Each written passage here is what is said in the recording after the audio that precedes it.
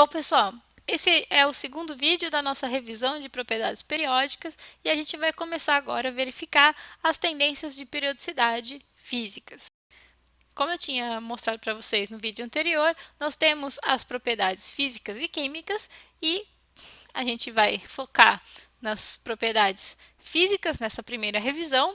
Então, e nesse vídeo aqui, nós vamos focar no raio atômico e o raio iônico. Para que a gente entenda as tendências periódicas físicas, nós temos que entender primeiramente o efeito de blindagem. O efeito de blindagem, ele vai nos explicar por que uns átomos são maiores do que outros, por exemplo. Então, imaginem que nós temos um átomo com uma carga Z+, e um elétron orbitando ao redor deste núcleo de carga Z+. Este elétron ele tem uma atração total por este núcleo. Mas, se a gente começar a aumentar essa carga, ele vai começar a sentir uma carga maior, certo? Certo. Entretanto, se além da gente adicionar carga mais e ter um núcleo com carga 3 mais, e adicionar mais 2 elétrons, o que vai acontecer? Que esse elétron, no final da última camada, ele, além de sentir a atração pelo núcleo, ele vai sofrer também a repulsão entre os elétrons que estão entre ele e o núcleo. Essa repulsão elétron-elétron é o que a gente chama de blindagem. Então, como ele tem uma atração menor pelo núcleo, a carga que ele vai sentir do núcleo, ela é blindada e a gente chama então esse efeito de blindagem. A blindagem, ela ocorre apenas pelos elétrons que estão internos e pelos elétrons que estão na mesma camada. Os elétrons que estão externos ao elétron que a gente está observando não vão influenciar no efeito de blindagem. A blindagem ela é definida através da carga nuclear efetiva, que a gente escreve como ZF. A carga nuclear efetiva é a carga nuclear que um determinado elétron sente. Então, para a gente calcular qual é a carga nuclear efetiva, a gente coloca ZF, que é igual à carga nuclear do átomo, menos sigma. E esse sigma ele vai determinar qual é a contribuição de blindagem de cada elétron. E como que a gente calcula esse sigma?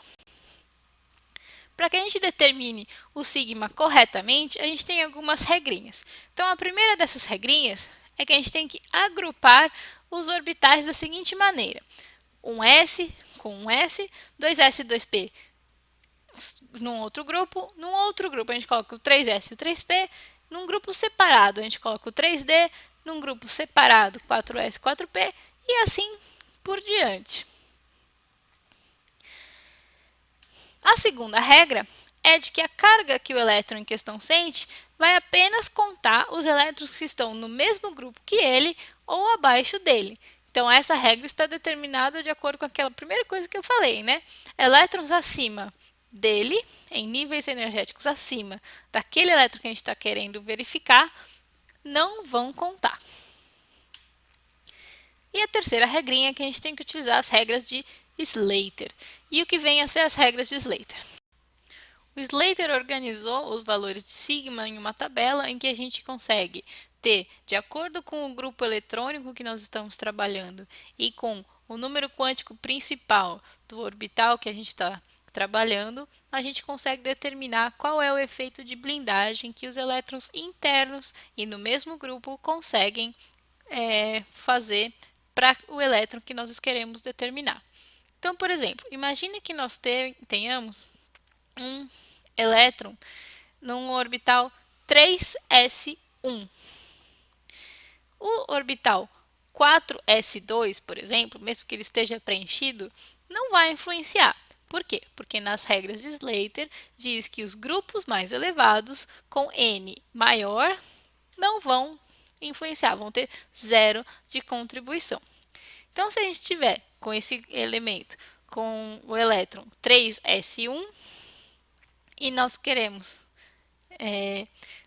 ver qual é a influência dos elétrons que estão no orbital 2s ou 2p, eles vão ter um n'. E esse n' vai ser igual a n-1. Por que n-1? Porque eles estão no subnível 2 e não 3, certo? Então, cada um desses elétrons vai contribuir com 0,80. Então, para isso, eu estou trazendo aqui um exemplo. Tem o exemplo do sódio. O sódio tem número atômico igual a 11. E para a gente determinar o efeito de blindagem, nós temos que fazer a distribuição eletrônica do sódio. Então, o sódio ele tem a distribuição eletrônica igual a 1s2, 2s2, 2p6, 3s1.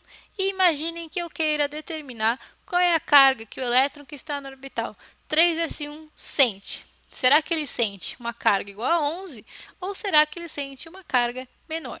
E se ela é menor, quão menor ela pode ser? Então, para isso, a gente precisa seguir aquelas regrinhas que eu mostrei para vocês. Então, a primeira regrinha era agrupar os orbitais da seguinte maneira. Lembra? Então, aqui, com a distribuição eletrônica do sódio, a gente consegue fazer 3 grupos. O primeiro grupo com os elétrons 1s2, o segundo grupo com os orbitais 2s e 2p, e o terceiro grupo com o 3s1.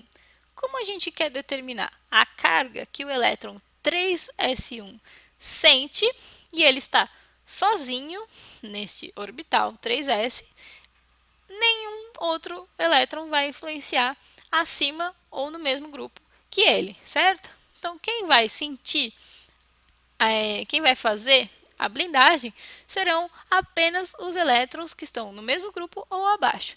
E quem está abaixo são o grupo 2s, 2p e 1s, certo? E qual era então a terceira regrinha? A terceira regrinha era utilizar as regras de Slater. Então, aqui no lado, nós temos que o sigma para um elétron que está no mesmo N seria igual a 0,35. Nós não temos nenhum elétron no mesmo N, que seria igual a 3. Nós só temos um elétron com N igual a 3. Então, essa parte da regra não nos interessa.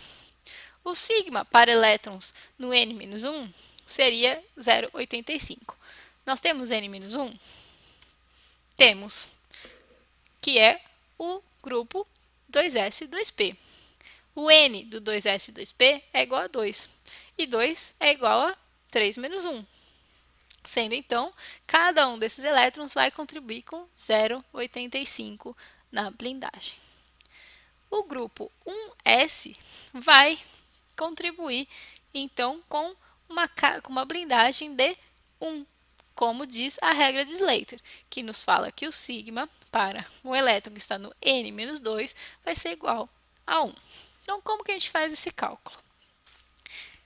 O sigma vai ser igual a 8 elétrons que estão nos 2s e 2p, vezes 0,85, mais 2 elétrons que estão no 1s, vezes 1. Isso daria um sigma de 8,8.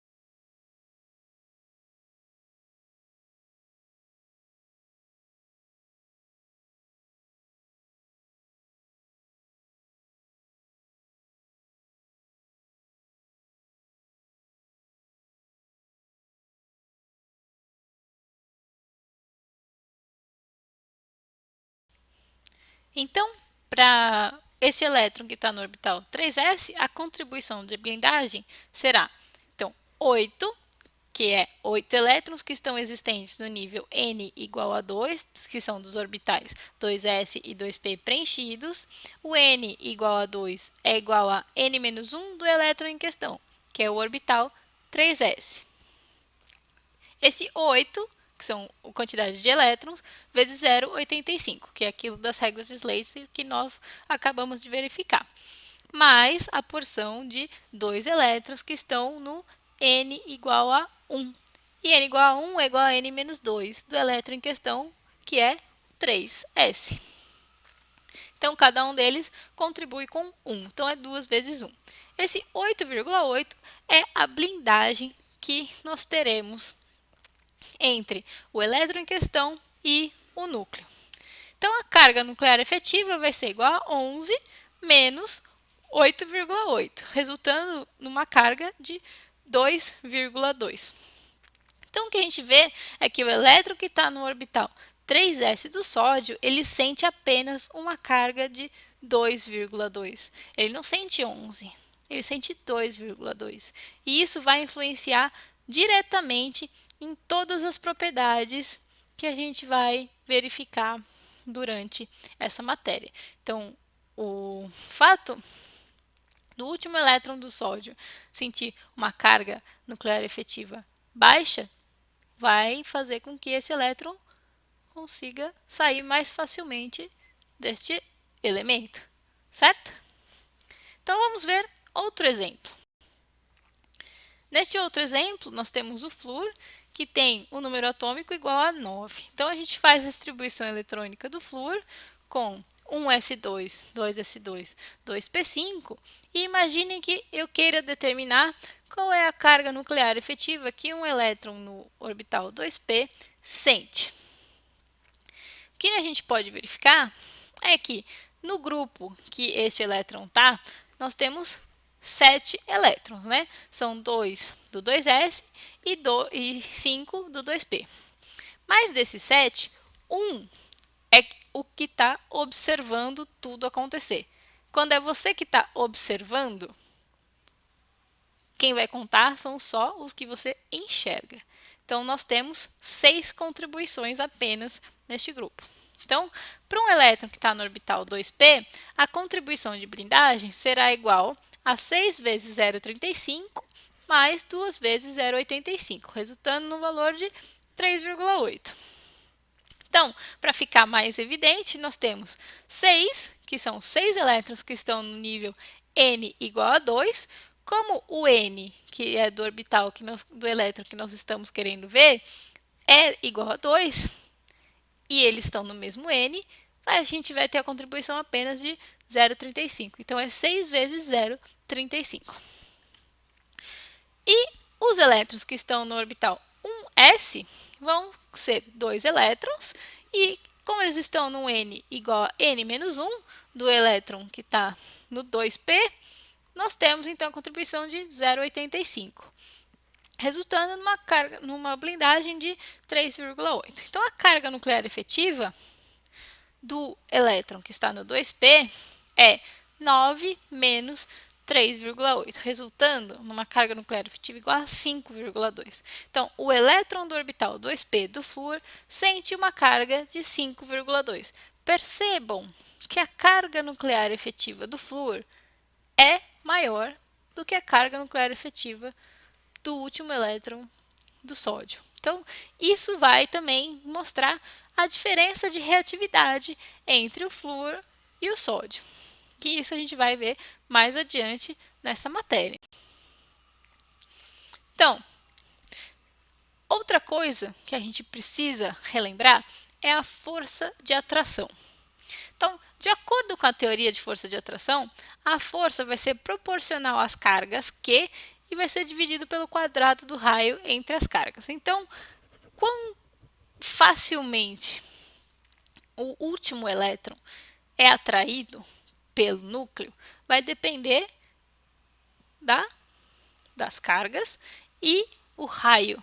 Então, de acordo com a carga nuclear efetiva, a gente consegue determinar que átomo vai ser maior e que átomo vai ser menor.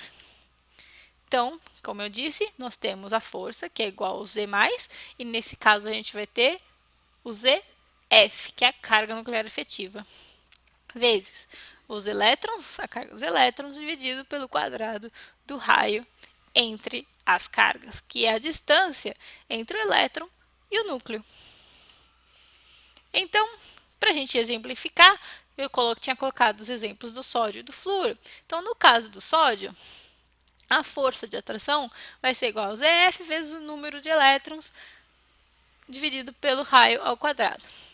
Isso vai nos resultar num valor igual de 2,2 vezes 11 no nosso numerador.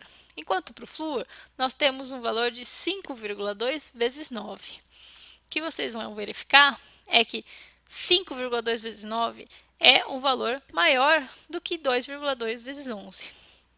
Então, a gente esperaria que a força de atração para o elétron, para o último elétron do flúor, seja maior do que a força de atração que o último elétron do sódio sente. E isso vai fazer com que o átomo do flúor seja menorzinho do que o átomo do sódio.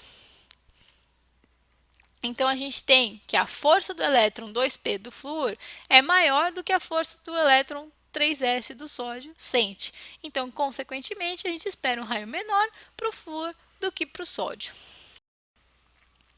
E isso é exatamente o que a gente observa. Então, aqui a gente tem a tendência dos nossos raios atômicos. Então, a gente observa que o sódio tem um raio atômico de 1,86, enquanto o flúor tem um raio atômico de 0,72. E o que vocês podem observar? Que quando a gente diminui a carga nuclear efetiva, a gente aumenta o raio atômico. Então, quando a gente vai da direita para a esquerda na tabela periódica, a gente tem uma diminuição da carga nuclear efetiva. E com essa diminuição da carga nuclear efetiva, a gente tem um aumento dos nossos átomos. E de cima para baixo, nós não temos a influência da carga nuclear efetiva. O que nós temos é o aumento do peso atômico. E quando a gente aumenta a quantidade de camadas no nosso átomo, consequentemente, a gente aumenta o átomo. Então, a tendência de raio atômico é aumentar da direita para a esquerda e de cima para baixo na tabela periódica. Para os raios iônicos, segue a mesma tendência. Então, imagine que a gente tem a formação de um cátion, que a gente tem duas repulsões aí entre esses três elétrons. Então, o que a gente observa é que quando a gente faz um cátion, a gente tem que remover um elétron e essas repulsões são diminuídas. Quando a gente diminui essas repulsões, a gente aumenta a carga nuclear efetiva com relação ao átomo neutro. E quando a gente aumenta a carga nuclear efetiva, a gente tende a diminuir este íon. No caso de um ânion, a gente aumenta a quantidade de elétrons. Então, a gente está aumentando o efeito de blindagem. Quando a gente aumenta o efeito de blindagem, a gente diminui a carga nuclear efetiva com relação ao átomo neutro. E quando a gente diminui isso, o que acontece é que o ânion seja muito maior do que o átomo neutro. E isso é exatamente o que a gente observa aqui nessa figura, em que a gente tem os cátions muito menores do que os ânions. Cátions com mais carga são menores do que os cátions com menos carga, e a mesma tendência é seguida para os ânions. Então, ânions com mais carga costumam ser maiores do que ânions com menos carga. Isso tudo, então, a gente conseguiu explicar pela ciência. E a gente vai conseguir explicar muito mais durante a